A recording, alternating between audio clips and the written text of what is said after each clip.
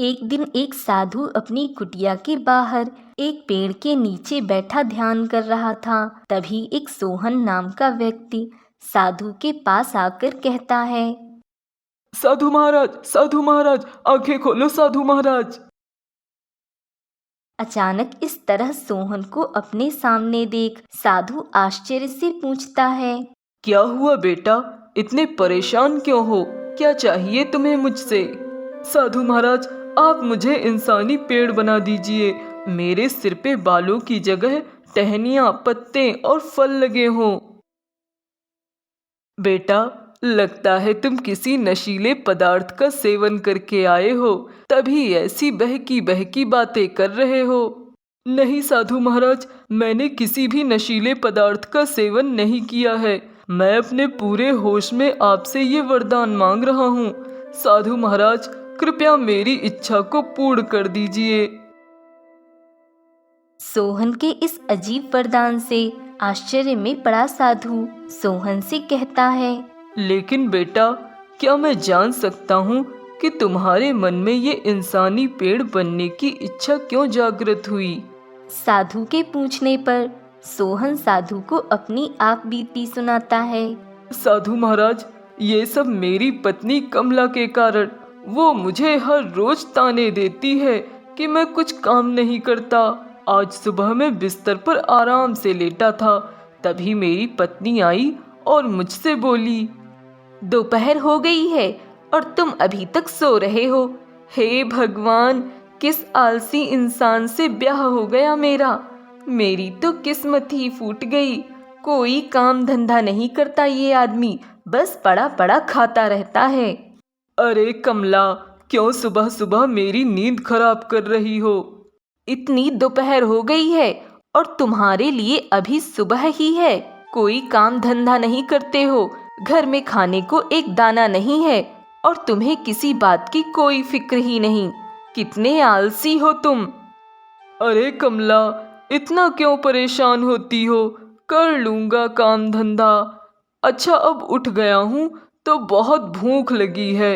वो जो फल रखे हैं वो फल काट के दे दो, खा लूं। नहीं दूंगी। फल खा खा के ही जिंदगी गुजार देना। बस जब देखो तब फल दे दो, खा लूं।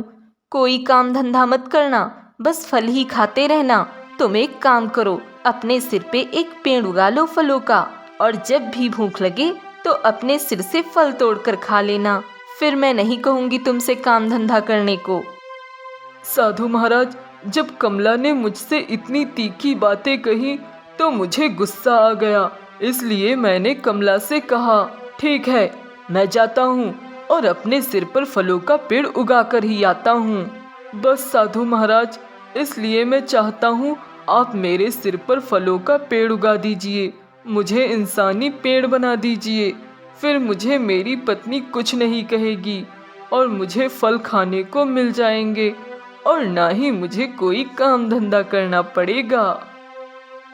बेटा, तुम्हारी पत्नी की बातें भले ही तीखी और कड़वी हों, परंतु उसका लक्ष्य तुम्हें सही मार्ग दिखाना है। बेटा, जीवन की गाड़ी को चलाने के लिए परिश्रम तो करना ही पड़ता है। यदि तुम कोई काम धंधा नहीं करोगे तो तुम्हारा घर संसार कैसे चलेगा? साधु महाराज, वो सब मैं नहीं जानता। मुझे बस अपनी पत्नी को दिखाना है कि मैं पेड़ बनकर भी बहुत खुश रहूंगा और मुझे काम धंधा करने की कोई जरूरत नहीं पड़ेगी। ठीक है बेटा, मैंने तो तुम्हें जीवन का महत्व समझाने की कोशिश की, परंतु तुमने अपनी जीवन संगिनी की बात नहीं सुनी तो मेरी कहाँ सुनोगे। ठीक है, मैं तुम्हें वरदान देता हूँ, तुम एक इंसानी पेड़ बन जाओ। तुम्हारे सिर पर टहनियाँ, पत्ते और फल उगने लगें। साधु के ऐसा कहते ही सोहन के सिर पर एक पेड़ उग जाता है और वह इंसानी पेड़ बन जाता है। यह देखकर सोहन बहुत खुश होता है। अरे वाह, मैं पेड़ बन गया। पर साधु महाराज, देखो ना, इसमें फल नहीं आए। बेटा, चिंता मत करो, सुबह तक फल भी आ जाएंगे। ठीक है साधु महाराज, अब मैं अपनी पत्नी को दिखाऊंगा। हा हा हा हा हा हा हा हा हा। अरे वाह, मैं एक पेड़ बन गया। अब मुझे कोई काम धंधा करने की जरूरत नहीं। सोहन पेड़ बनकर खुशी से अपने घर की ओर जाता है। गांव में जो भी उसे देखता वह उसे देखते ही रह जाता और उस पर खूब हंसता। मम्मी मम्मी, वो देखो पेड़ वाला आदमी। कहाँ? अरे हाँ, ये तो सोहन भाई है। इनके सिर पे ये पेड़ कैसे उगाया? तभी गांव का ही जगत सोहन को देखकर आश्चर्य से कहता है। अरे भाई सोहन, ये क्या, तुम्हारे सिर पे ये पेड़ कैसे उगाया? हाँ, अब मेरे सिर पे पेड़ उगाया है। अब मुझे कोई काम धंधा करने की कोई जरूरत नहीं होगी, समझे? इतना कहकर सोहन वहां से चला जाता है। अरे देखो, कितना आलसी आदमी है। सिर पे पेड़ उगा लिया पर काम धंधा नहीं करेगा, बेवकूफ कहीं का। तभी घर के बाहर खड़ी कमला सोहन के आने का इंतजार कर रही होती है। इतनी देर हो गई है, अभी तक नहीं आए, पता नहीं कहाँ चले गए।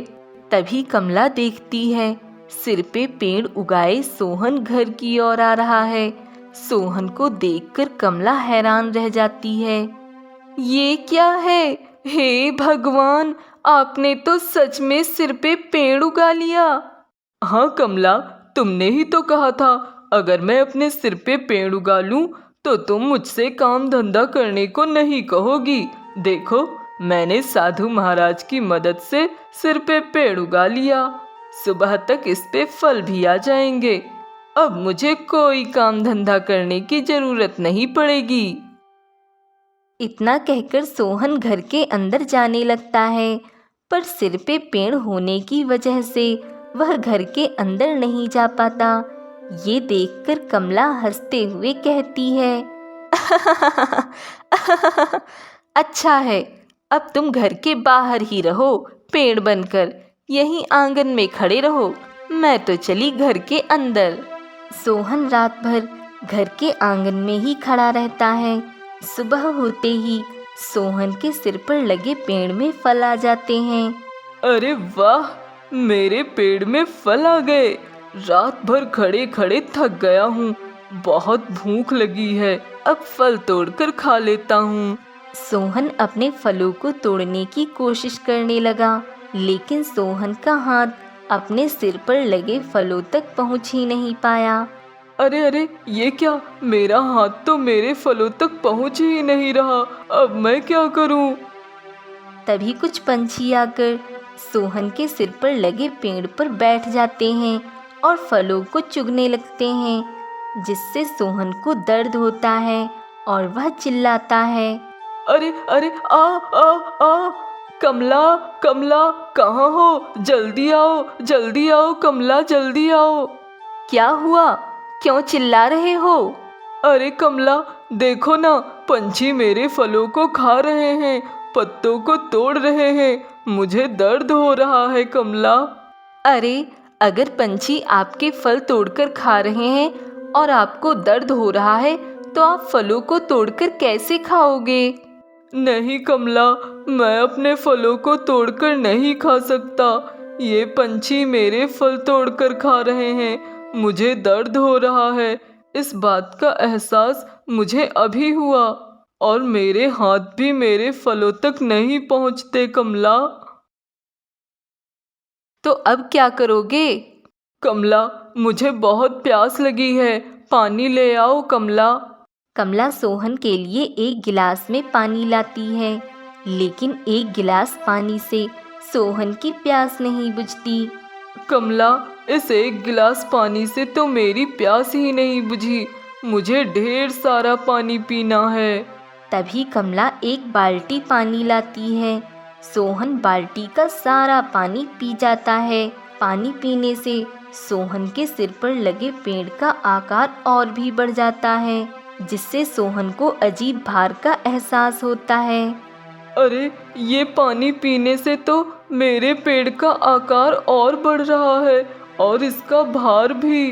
अब मुझसे सहन नहीं हो रहा। इसका मतलब मैं जितना पानी पीऊंगा इसका आकार भी बढ़ेगा और भार भी। दोपहर होते ही काफी धूप हो जाती है। सोहन धूप में खड़ा परेशान होने लगता है। इतनी तेज धूप है, कमला कहाँ हो कमला, जल्दी आओ कमला। अरे आ रही हूँ। अब क्या हुआ? दोपहर की इतनी तेज धूप में आप मुझे बाहर क्यों बुला रहे हो? हाँ कमला, वही तो, देखो ना कितनी तेज धूप है। कल शाम से मैं खड़े खड़े परेशान हो गया हूँ, बहुत थक गया हूँ कमला।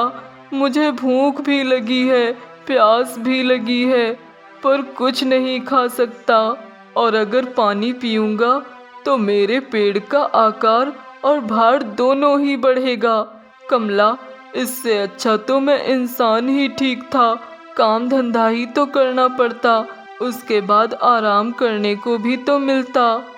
देख लिया अपने आलस और काम चोरी का नतीजा। इसीलिए मैं तुमसे काम धंधा करने को कहती थी, पर तुमने तो मेरी कभी सुनी ही नहीं। हाँ कमला, मुझे माफ़ कर दो, मुझे अपनी गलती का एहसास हो गया है। मैं वादा करता हूँ अब कभी आलस नहीं करूँगा और काम धंधा भी करूँगा।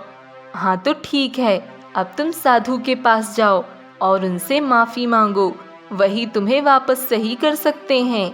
हाँ कमला, तुम सही कहती हो, मैं अभी साधु महाराज के पास जाता हूँ।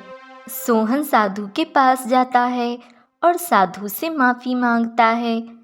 साधु सोहन को माफ़ कर देता है और वापस पहले जैसा इंसान बना देता है।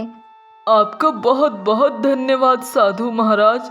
अब मैं वादा करता हूँ कभी भी आलस नहीं करूँगा, काम धंधा भी करूँगा और अपनी पत्नी की बात भी मानूँगा।